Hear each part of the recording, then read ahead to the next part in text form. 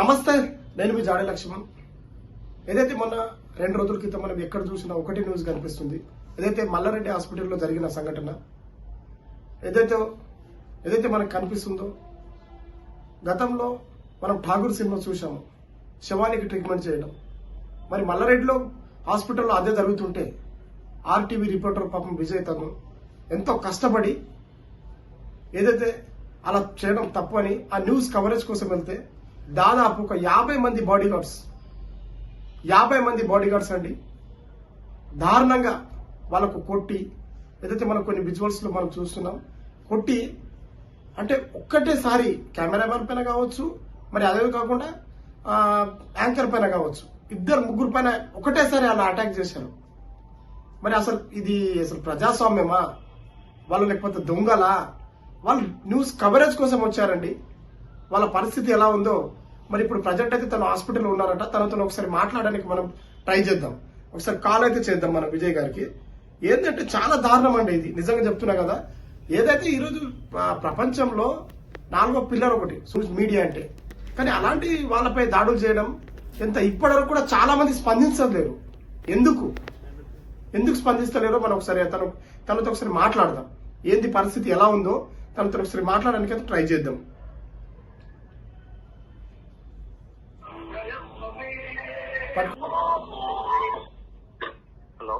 Hello hello Vijay గారు, నమస్తే అండి. నమస్తే. అది ఏంటి పరిస్థితి? మనం ఎక్కడ చూసినా మీ న్యూసే వైరల్ అవుతుంది, ఎక్కడ చూసినా ఒకటే న్యూస్ కనిపిస్తున్నది. 2 రోజుల నుంచి కూడా ఇదే వార్త కనిపిస్తా ఉంది, ఏ ఛానల్ లో చూసినా కూడా. అసలు ఏమైంది? అసలు మల్లారెడ్డి హాస్పిటల్ అసలు ఏమైంది? జరిగిన సంఘటన ఏంది అసలు? వాస్తవానికి మల్లారెడ్డి హాస్పిటల్లో ఈ నెల 4వ తారీఖున ఒక మహిళ అడ్మిట్ అయింది. ఓకే. గాల్ బ్లాడర్ లో రాళ్లు వచ్చినాయి అని చెప్పేసి ఆ మహిళ అడ్మిట్ అయిన తర్వాత ఆపరేషన్ చేసిన తర్వాత ఆమె చనిపోవడం జరిగింది. సో చనిపోయిన తర్వాత బాధిత కుటుంబం మనల్ని ఆశ్రయించింది. మా ఛానల్ తరపు నుంచి నేను, మా మిత్రులు, ఇంకొక రిపోర్టర్, ఇంకొక కెమెరామెన్ కూడా వెళ్ళినాం అక్కడికి. ఓకే.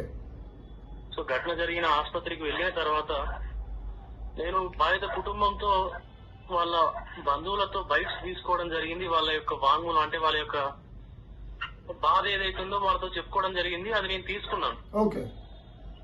తర్వాత మా మిత్రుడు, ఇంకొక మిత్రుడు సాగర్ అనే మిత్రుడు లైవ్ కి వచ్చాడు, లైవ్ ఇస్తున్నాడు. అవును. ఇస్తున్నాడు అనే తరుణంలో అక్కడ ఒక ప్రైవేట్ సెక్యూరిటీ సిబ్బంది, ప్రైవేట్ సెక్యూరిటీ సైన్యం ఏర్పాటు చేసుకొని ఆ పైన సుమారుగా 25 నుంచి 30 మంది కూడా దాడి చేయడం జరిగింది. సో ఆ దాడితో విచక్షణ రహితంగా మా పైన దాడి చేయడము, ఎలా అంటే గూండాగిరి, వీధి రౌడీల మా మీద దాడి చేసి లిటరల్లీ నేను హాస్పిటలైజ్డ్ అయినాను. నిన్న 2 days క్రితం నేను హాస్పిటల్ నుంచి కూడా డిశ్చార్జ్ అయ్యి రూమ్ కి రావడం జరిగింది, ఇంటికి రావడం జరిగింది. ఎంత దారుణం అంటే ఇది జర్నలిస్ట్ మీద దాడి చేయడం అనేది ఒక జర్నలిస్ట్ ప్రపంచాన్ని మొత్తం వణికించింది. కాదు, మాకు విజువల్స్ లో ఏం కనిపిస్తున్నాయంటే దాదాపు విజయ్ గారు అక్కడ విజువల్స్ లో ఏం కనిపిస్తున్నాయంటే ఒకేసారి ఒక 20-30 మంది మీ పైన దాడి చేయడం అయితే మాకు విజువల్స్ లో కనిపిస్తున్నాయి. అప్పుడు మీకు దెబ్బలు తలిగా? బ్రదర్, లిటరల్లీ పిడిగుద్దుల వర్షం కురిపించారు నా మీద. పిడిగుద్దులు? చెయ్యి, నా రైట్ హ్యాండ్ షోల్డరు, ఆ మజిల్ ఏదైతే ఉందో డిస్లోకేట్ పోయింది మొత్తము. చిన్న క్రాక్ కూడా వచ్చింది బోన్. షోల్డర్ ఏదైతే ఉందో నాకు షోల్డర్ కూడా పని చేయడం లేదు. ఈ ఘటన మీద పోలీసులకు కూడా వెంటనే సూరారం పోలీస్ స్టేషన్ కి వెళ్లి కంప్లైంట్ చేసినాము సిఐ గారికి. అలాగే నిన్ననే డీసీపీ గారికి కూడా, డీసీపీ గారికి కూడా, కోటిరెడ్డి గారికి కూడా మేము కంప్లైంట్ చేయడం జరిగింది. ఇది నా మీద ఒక్కడి మీద జరిగిన దాడిగా భావించట్లేదు. నేను యావత్ తెలంగాణ రాష్ట్రంలో ఉన్నటువంటి జర్నలిస్టుల మీద జరిగినటువంటి దాడిగా భావిస్తున్నాను. ఎందుకంటే ఎక్కడైనా ఒక దౌర్జన్యం జరిగింది, ఒక ఇది జరిగింది అంటే ముందుగా అక్కడికి వెళ్లి దాన్ని ప్రజల్లోకి తీసుకొచ్చేది ఒక జర్నలిస్ట్. అవును. అలాంటి జర్నలిస్ట్ మీద దాడి జరిగితే ఇంకా సామాన్య ప్రజల పరిస్థితి ఏంటి? అవునవును. ఇప్పుడు ఆ మల్లారెడ్డి అనేటువంటి వ్యక్తి అధికార మదంతో నాకు పదవి ఉన్నదని చెప్పి డబ్బు బలంతో నేనేం చేసినా నడుస్తుంది అని చెప్పి అనుకోవడం ఎంతవరకు సమంజసం అండి?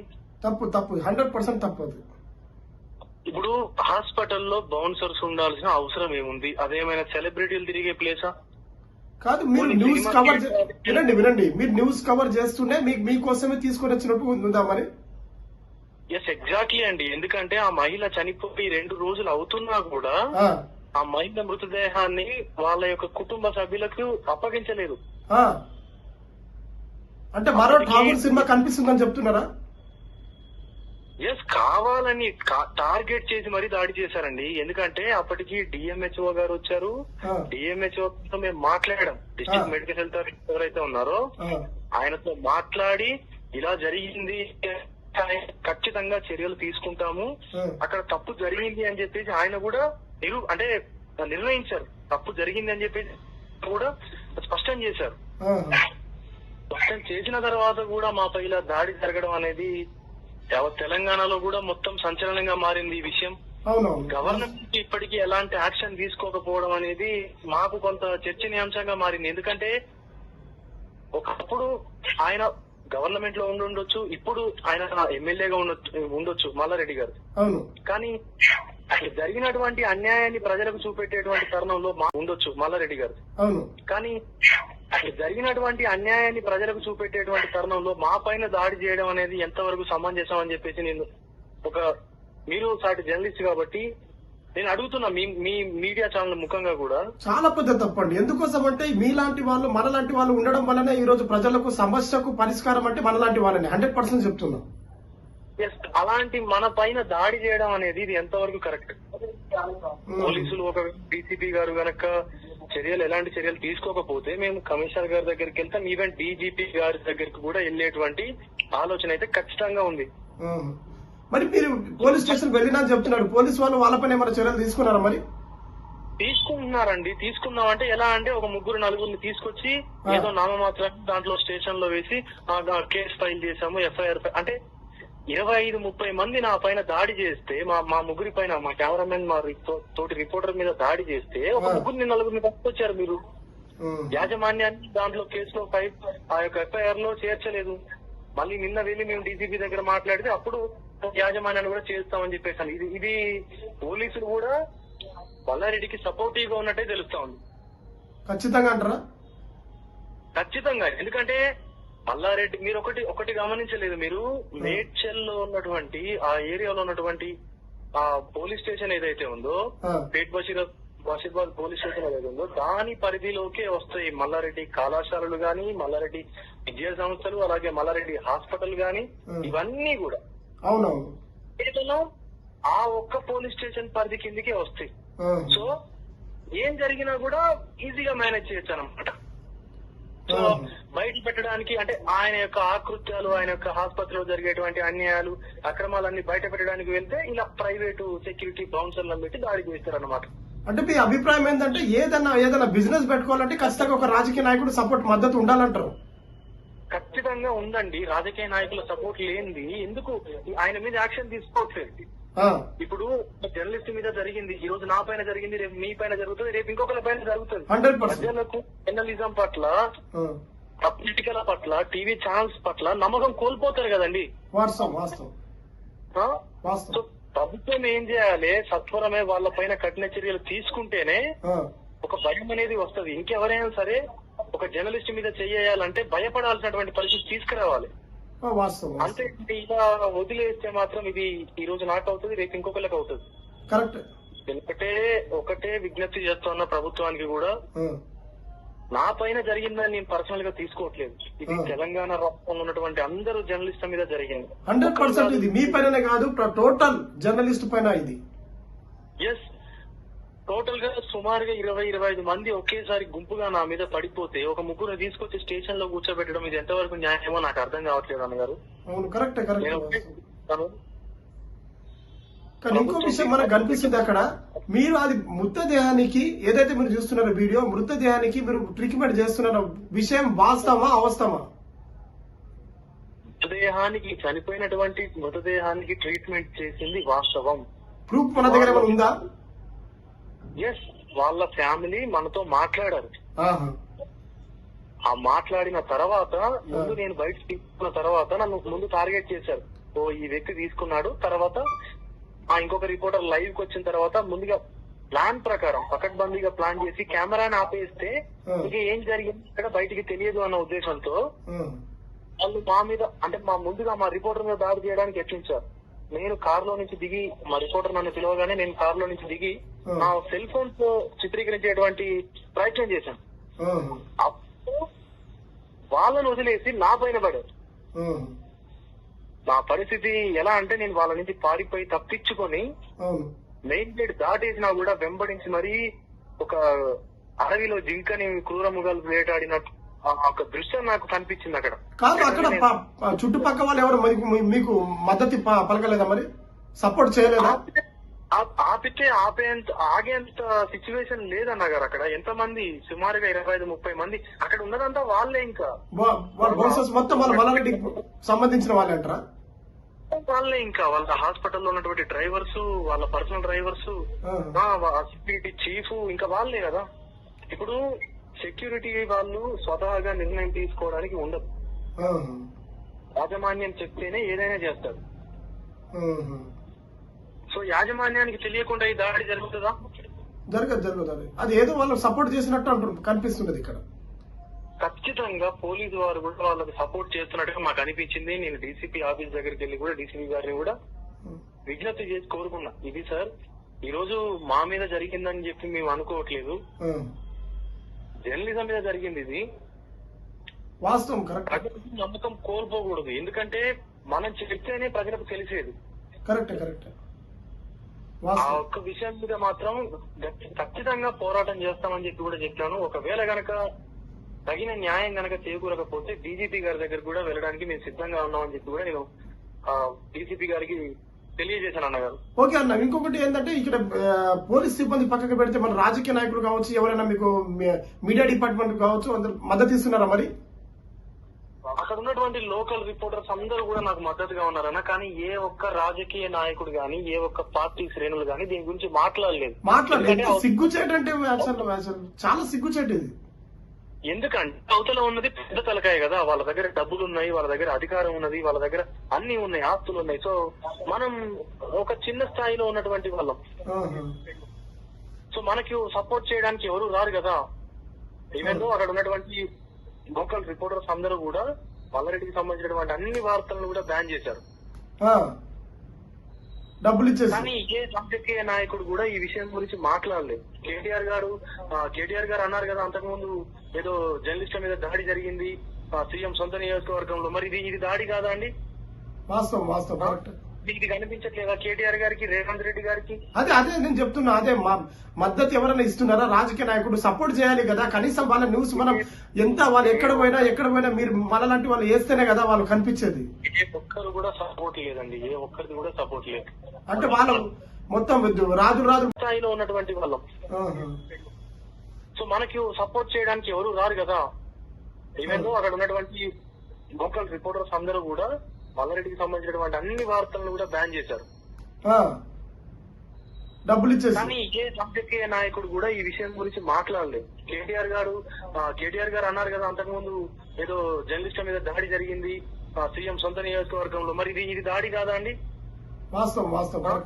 ఇది కనిపించట్లేదా కేటీఆర్ గారికి, రేవంత్ రెడ్డి గారికి? అదే నేను చెప్తున్నా. అదే మద్దతు ఎవరైనా ఇస్తున్నారా? రాజకీయ నాయకుడు సపోర్ట్ చేయాలి కదా. కనీసం వాళ్ళ న్యూస్ మనం ఎంత వాళ్ళు ఎక్కడ పోయినా మీరు మనలాంటి వాళ్ళు వేస్తేనే కదా వాళ్ళు కనిపించేది. ఏ ఒక్కరు కూడా సపోర్ట్ లేదండి. ఏ ఒక్కరిది కూడా సపోర్ట్ లేదు. అంటే వాళ్ళు మొత్తం రాజు మొత్తం దొంగలు మొత్తం ఊరంతా పంచుకున్నట్టు అంతా ఒకటే అంటారా? మరి అంతే కదండి. దొంగలు కలిసి ఊర్లు పంచినట్లే ఉంటాయి కదా. ఎందుకంటే వాళ్ళకు సంబంధించినటువంటి ఏదైనా మనం బయట పెట్టినప్పుడు ఇలా మన పైన ప్రతిదాడి చేయించాలి. ఇప్పుడు మల్లారెడ్డి గారు కొన్ని మనం చూసాము. ఒక 1 వీక్ అట్లా మన ఏదైతే కనిపిస్తుందో నెల క్రితము రేవంత్ రెడ్డి గారిని కలవడము, మాట్లాడము, అలా ఇలా వాళ్ళు ఒకటే అంటారు. మరి ఇద్దరు కూడా నేను మాట్లాడొద్దు తెలియట్లేదు. కానీ ఒకప్పుడు తొడగొట్టి సవాల్ చేసి నానా బూతులు తిట్టినటువంటి వ్యక్తి అవును ఈ రోజు వాళ్ళ ఇంట్లో పెళ్లి వేడుకకు హాజరయ్యి అది జనాలు అర్థం చేసుకుంటారు కదండి. ఆ మాత్రం అర్థం చేసుకున్నటువంటి ఇంగితం లేదా జనాలకి, ప్రజలకి? కరెక్ట్. నాయకులు అందరూ ఒకటే, వేరే అయ్యేది ఎవరు? ప్రజలు మాత్రమే, సాధారణ ప్రజలు మాత్రమే ఇబ్బంది పడేది. మనం ఎవరైతే ప్రజలకు తెలియజేయాలి ఇక్కడ జరుగుతున్నటువంటి అక్రమాలు, అన్యాయాలు అని చెప్పి చూస్తామో వాళ్ళపైన ఇలా జరుగుతూనే ఉంటాయి దాడులు. ఇంకా కరెక్ట్. కానీ ఒకటి మాత్రం మీరు నిజం చెప్తున్నారు కదా, అక్కడ హీరో 100% చెప్తారు విజయ్ గారు. అసలు అక్కడ చూసి ఏదైతే ఆ మృతదేహానికి ట్రీట్మెంట్ చేస్తున్నారని డైరెక్ట్ దర్జాగా మీరు అక్కడ వెళ్ళి, మల్లారెడ్డి ఒక మినిస్టర్ పదవిలో ఉండి కూడా మన హాస్పిటల్ పైన మీరు ఉన్న వాస్తవాలు చూపించడం, మీరు అక్కడ హీరో 100% చెప్తాను. ఎవరైనా సరే మనం అక్కడ మన డ్యూటీ, అక్కడ ఏం జరుగుతుందో ప్రజలకు తెలియజేయడం మన డ్యూటీ, బాధ్యత. ఒక వర్కింగ్ జర్నలిస్ట్ ఉన్నటువంటి జస్టిస్ పైన చేయి చేసుకోవడం అనేది అది వాళ్ళకి సుప్రీం కోర్టు ఇచ్చినటువంటి నోటీసులను కూడా వాళ్ళు బేఖతరు చేసుకుంటూ మన పైన దాడి చేయడం అనేది ఇంకా వాళ్ళ ఇంగితానికి నేను వదిలేస్తున్నా గారు. నిజంగా ఏవి మాటల్లో చెప్పడం కాదు, చేతల్లో చూపించాలని చెప్పి కోరుకుంటున్నాను నేను. జర్నలిస్టుల పైన ఏదో సదరు తల్లి ప్రేమ చూపించడం కాదు, వాస్తవం 100%. ఈ రోజు మీ పైన కాదు, ప్రపంచం చాలా మంది మనలాంటి వాళ్ళు ఉన్నారు. మనకు ఒక రక్షణ కావాలి. అయ్యా రేవంత్ రెడ్డి గారు ఈ విషయం చూడండి, గమనించండి, మాట్లాడండి. ఎంత సిగ్గుచేటంటే ఒక జర్నలిస్టుకు అన్యాయం జరిగితే అసలు కనీసం ప్రపంచంలో ఎక్కడ అన్యాయం చూసి ఎవరిపైన అన్యాయం జరిగినా వాళ్ళే చూపించేవాళ్ళు. మరి వాళ్ళకి అన్యాయం జరిగితే అసలు ఎవరు దిక్కెవరు? వాళ్ళకు ఇంకెక్కడికి వెళ్ళాలి, ఇంకా ఎవరికి చెప్పాలి? అసలు దిక్కెవరు? ఇది చాలా నిజంగా చెప్తున్నా కదా, చాలా దారుణం. అసలు చాలా అంటే చాలా దారుణం. దయచేసి ఇది ప్రతి ఒక్కరు దీనిపై ప్రశ్నించండి. అయ్యా ప్రశ్నించే గొంతులు మనలాంటి కళాకారులు, అయ్యా జర్నలిస్టులు, ప్రతి ఒక్కరు ఈ వీడియోని మాత్రం ఖచ్చితంగా షేర్ చేయండి. మీరు ఒకసారి ఆలోచించండి. ఎందుకోసం అంటే ఏదైతే విజయ్ గారి మీద ఈ రోజు ఏదైతే దాడి జరిగిందో అది ఒక్కరి పైన కాదు, టోటల్ తెలంగాణ జర్నలిస్టుల పైన. దయచేసి ఆలోచించండి. రాజకీయ పార్టీ మీరు కొన్ని పత్రికలు కావచ్చు, కొన్ని మీడియా డిపార్ట్మెంట్ అందరికీ అనట్లేదు, కొందరికి అంటున్నారు. విజయ్ గారు నిజంగా చెప్తున్నారు కదా, 100% చెప్తున్నా. కొన్ని మీడియా కూడా ఎలా అంటే ఒక రాజకీయ నాయకుడు ఒకప్పుడు వన్స్ అపాన్ ఏ టైం ఎలా ఉండేదంటే ఒక సమస్య ఉంటేనే ఒక వార్త రాసేవాళ్ళు. కానీ ఇప్పుడు ప్రజెంట్ పరిస్థితుల్లో ఒక రాజకీయ నాయకుడు పెద్ద సమస్య అయిపోయింది, పెద్ద వార్త అయిపోయింది వాళ్ళకు. వాళ్ళు బస్సులో కూర్చున్న వార్త, వాళ్ళు ఆటోలో కూర్చున్న వార్త. ఇది కాదండి, ఇలాంటి సమస్య రాయండి. మీరు ఎక్కడున్నారు అసలు? అసలు మీరు ఏ కొన కూర్చున్నారు? ఈ కనిపిస్తలేరా? దౌర్జన్యంగా 30-40 మంది ఒకే మనిషిపై అటాక్ చేస్తే అసలు ఆయన ఉంటాడా, బతుకుతాడా? వాళ్ళకు ఫ్యామిలీ ఉంటది, వాళ్ళకు ఒక ఇల్లు ఉంటది, వాళ్ళకి అసలు మమ్మీ డాడీ వాళ్ళ పరిస్థితి ఏంది? దయచేసి ఇది గమనించండి, ప్రతి ఒక్కరు గమనించండి. ఎంత దారుణం అండి ఇది. అసలు ఒకటేసారి 30-40 మంది అటాక్ చేయడం అసలు ఏంటి? ఆయన టెర్రరిస్టా లేకపోతే మరి రేప్ చేశాడా? ఏం చేశాడు? తను ఉన్న వాస్తవాలు చూపించడానికి అక్కడ వెళ్ళాడు. ఆ వెళ్తే ఇంత దారుణమా? రాజకీయ నాయకుడు కూడా సపోర్ట్ చేయట్లేదు కనీసం. అరే మద్దతు పలకండి, మీరు సపోర్ట్ ఏంది? మేము ఉన్నాం విజయ్ గారు, అసలు మీరు భయపడకండి, మేము ఉన్నామని ఒక భరోసా ఇస్తేనే కదా. తను ఇంకా ఇలాంటి చాలా సమస్యలు ఉన్నాయి మన తెలంగాణలో. మన బంగారు తెలంగాణ సాధించినామంటే ఏం సాధించినామయ్యా? బంగారు తెలంగాణ చెప్పండి ఒకసారి. ఎంత దారుణం అసలు! బంగారు తెలంగాణ సాధించినామా? మీలాంటి మీరు చాలా మంది అన్యాయం జరుగుతుంటే అలాంటివి చూపించే ఒక జర్నలిస్టు పైన దాడి జరిగితే నోరెత్తని రాజకీయ నాయకుల మీ బతుకు. అసలు మీరు రాజకీయ నాయకులా? అసలు ఎవరు మీరు? అంటే వాళ్ళపై జరిగితే మీరు సైలెంట్ ఉంటారు, రేపు మీ సమస్య వాళ్ళు తీసుకుంటుంటే వాళ్ళ సమస్య ఉంటారు, పైన మా పార్టీ మీ పార్టీ. ఇది ఎంత దారుణం అండి! ప్రజెంట్ అయితే ఇప్పుడు ఎలా ఉంది విజయ్ గారు? ఇప్పుడు మీ ఆరోగ్యం ఎలా ఉంది మరి? ఎస్ అన్న, ఇది నాకు సడన్ గా బీపీ డౌన్ అవ్వడం జరుగుతా ఉంది. ఎందుకంటే నా తలపైన అలాగే మెడలు అండ్ షోల్డర్స్ ఏవైతే ఉన్నాయో, నెక్ పైన షోల్డర్స్ పైన విపరీతంగా దాడి చేయడం జరిగింది. ఎందుకంటే ఆ బౌన్సర్స్ అందరికి కూడా చేతులకి కడియాలు లాంటివి ఉండడం జరిగింది. వాటితో అటాక్ చేయడం వల్ల లోపల దెబ్బలు అనేటివి చాలా తగిలినాయి అన్నమాట. సో దాని వల్ల కొంచెం హెల్త్ ఇష్యూస్ అయినవి. 2 weeks వరకు బెడ్ రెస్ట్ ఉండాలి. నువ్వు ఎక్కడికి ఎక్కువ అంటే సింగిల్ గా బయటికి వెళ్ళేటువంటి పరిస్థితి లేదన్నా. నాకు ఎక్కడ కళ్ళు తిరిగి పడిపోతాను అన్నటువంటి సిచ్యువేషన్ ఉంది. సో ఇలాంటి పరిస్థితి. మీ కెమెరామెన్ కూడా దెబ్బలు తగినట్టు కనిపిస్తున్నాయి. మనం కెమెరామెన్ ని కూడా కొట్టారు. కెమెరామెన్ ఏంటంటే కొంచెం ఆయన తప్పించుకోగలిగాడు. ఆయన కొంచెం ఆయన అంటే సమయస్ఫూర్తి ఆయన చూపించగలిగాడు. బట్ నేను వాళ్ళని కొడుతున్నారేమో అన్నటువంటి భావనలో నేను వెళ్ళి వాళ్ళ ముందు నిలబడడం వల్ల వాళ్ళని వదిలేసి నా మీద పడడం జరిగింది. చాలా దారుణం అది. దయచేసి మిత్రులారా, ఇది ఇలాంటి దౌర్జన్యాలు ఇంకా చాలా ఎన్ని మనం చూడాలి. కేసీఆర్ ఇలాగే పరిస్థితి చేస్తే మాలాంటి వాళ్ళు కళాకారులు గోసి గంగోడేసి ఊరూరా తిరిగి మునుగోట్ల కావచ్చు, ఎక్కడో కావచ్చు, నేను మైపాల అసలు ఎంత తిరిగినామో మీకు అందరికీ తెలిసిన విషయమే. ఇంకా ఇదే పరిస్థితి కనీసం ప్రభుత్వం చేంజ్ అయితే మాలాంటి వాళ్ళకి కావచ్చు, మరి జర్నలిస్టులు కావచ్చు, మరి టోటల్ తెలంగాణ విద్యార్థులు కావచ్చు న్యాయం జరుగుతుందంటే మళ్ళీ ఇంకా దౌర్జన్యం రాజుల పరిపాలన వస్తుంది. ఇక్కడ మరి రెడ్డిల పరిపాలన జరుగుతుందా, మరి రాజుల పరిపాలన జరిపిస్తున్నాయి మనం. కెమెరామెన్ ని కూడా కొట్టారు. కెమెరామెన్ ఏంటంటే కొంచెం ఆయన తప్పించుకోగలిగాడు. ఆయన కొంచెం ఆయన అంటే ఆ సమయస్ఫూర్తి ఆయన చూపించగలిగాడు. బట్ నేను వాళ్ళని కొడుతున్నారేమో అన్నటువంటి భావనలో నేను వెళ్ళి వాళ్ళ ముందు నిలబడడం వల్ల వాళ్ళని వదిలేసి నా మీద పడడం జరిగింది. చాలా దారుణం అది. దయచేసి మిత్రులారా, ఇది ఇలాంటి దౌర్జన్యాలు ఇంకా చాలా ఎన్ని మనం చూడాలి. కేసీఆర్ ఇలాగే పరిస్థితి చేస్తే మాలాంటి వాళ్ళు కళాకారులు గోసి గంగోడేసి ఊరూరా తిరిగి మునుగోట్ల కావచ్చు, ఎక్కడో కావచ్చు, నేను మైపాల అసలు ఎంత తిరిగినామో మీకు అందరికీ తెలిసిన విషయమే.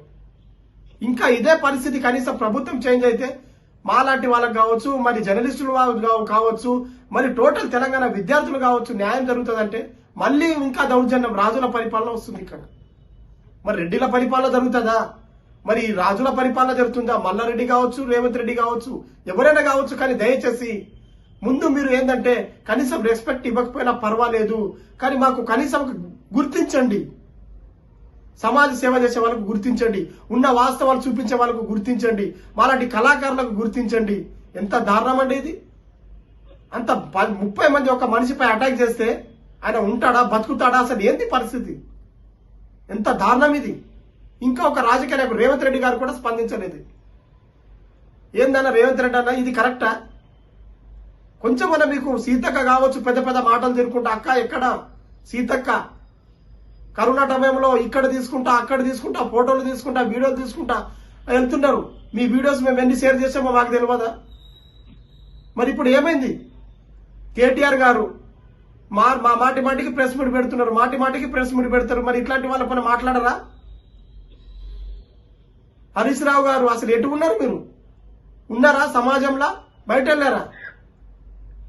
బీజేపీ బండి సంజయ్ గారు, ఇంకా చాలా మంది లీడర్స్ ఉన్నారు, రఘునందన్ అన్న కావచ్చు, చాలా మంది ఉన్నారు ఇలాంటి వారు. కనీసం ఒక భద్రత పలకండి. మీరు ఎవరిని మిమ్మల్ని ఏం చేయట్లేదు, కనీసం ఒక భరోసా ఇవ్వండి, తనతో మాట్లాడండి. మాట్లాడితే ఒక ప్రాణం. ఇప్పుడే తను మాట్లాడితే నాకు భయం అనిపిస్తున్నది. అన్న ఉంటామో లేమో నడవలేని పరిస్థితిలో ఉన్నారట తను విజయ్. ఎంత దారుణం అసలు, నిజంగా చెప్తున్నాను కదా, నడవలేని పరిస్థితిలో ఉన్నారు. కనీసం మీరు ఒక నోరెత్తి తనను కలిసి లీడర్లు కలిస్తే కొంచెం భరోసా వస్తుంది. ఇంకా ఇలాంటి ఎన్ని సమస్యలు ఉండేవో అలాంటి బయటికి తీస్తారు. తనకు కూడా అర్థమైపోతుంది. లేకపోతే నేను ఇంత చేసినా వేస్టే, ఎవరు రారు. ఇప్పుడు దెబ్బలు తగిలినాయి, తను దెబ్బలు తిన్నాడు కాబట్టి, అనుభవించాడు కాబట్టి నాకెందుకు, వేరే వాళ్ళు రావట్లేదు నాకెందుకు అని అంటారు. నిజం చెప్తున్నా, ఈరోజు భారతదేశంలో ఇక్కడనే కాదండి, టోటల్ భారతదేశంలో ఉన్న వాస్తవం చూపించాలంటే ఒక మీడియాని, ఆ మీడియాని మీరు కాపాడుకోలేకపోతే మీ సర్వనాశనం అయిపోతుంది. 100% చెప్తున్నా, ఇది 100% చెప్తున్నా. కానీ ఒక విజయ్ గారిని నిజం చెప్తున్నా, మనలాంటి మా కళాకారులు అయితే మీకు ఖచ్చితంగా మద్దతుగా ఉంటాం. కావాలంటే నీపై ఒక పాట తీయడానికి కూడా నేను రెడీ ఉంటాను.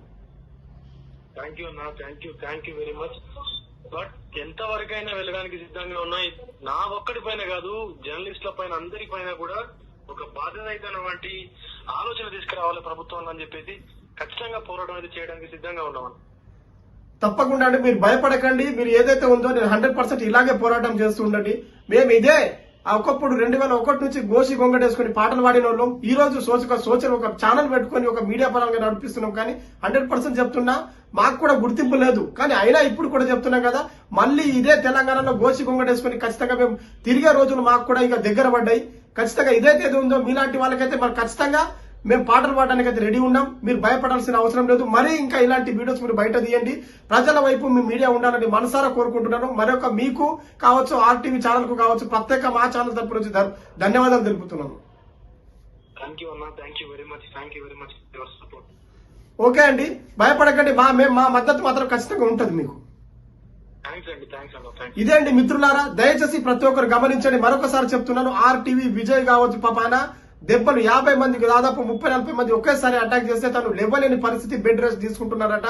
దయచేసి మిత్రులారా వెళ్ళండి, తనతో మాట్లాడండి, పలకరించండి, మీ తరపు నుంచి ఒక భరోసా ఇవ్వండి, మేమున్నామని ఒక భరోసా ఇవ్వండి. కుల సంఘాలు కావచ్చు, మత సంఘాలు కావచ్చు, నేను నువ్వు కండువాలు వేసుకొని అది కాదయ్యా, జర్నలిస్టులను కాపాడుకోండి, సోషల్ మీడియాని కాపాడుకోండి.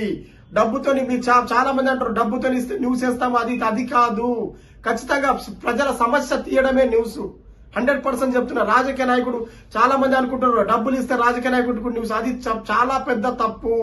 దయచేసి ఇలాంటి తప్పులు పని చేయకండి, మీడియాని కాపాడుకోండి, మీ బాధ్యత. రేవంత్ రెడ్డి అన్న మరొకసారి మీకు చెప్తున్నాను, సీతక్క మీకు కూడా చెప్తున్నాను, కోమటిరెడ్డి, వెంకటరెడ్డి చాలా మంది ఇలాంటి ఉన్నారు. దయచేసి మీరు బయటికి రండి, మాట్లాడండి. రఘునందన్ అన్న అటు ఇటు దీని గుడ్లు అయిపోయినాయి, అవి అయిపోయినాయని మాట్లాడుతున్నారు. మరి జర్నలిస్ట్ పని ఇట్లా జరిగితే ఎందుకు మాట్లాడతలేరు? దయచేసి చెప్తున్నాను, మతాలు పక్కన పెట్టండి, ఇలాంటి జర్నలిస్ట్ పని అన్యాయం జరిగితే మాట్లాడండి అన్న. వాళ్ళకి దిక్కెవరు? దయచేసి చెప్తున్నాను, మాట్లాడండి, బయటికి రండి, మీ నోరు బయటికి రావాలి. ఖచ్చితంగా వీళ్ళకి ఒక మద్దతు పలకాలని నా తరపు నుంచి కోరుకుంటున్నాను. చూస్తూనే ఉండండి. కెమెరామన్ రవితో నేను మీ జాడే లక్ష్మణ్.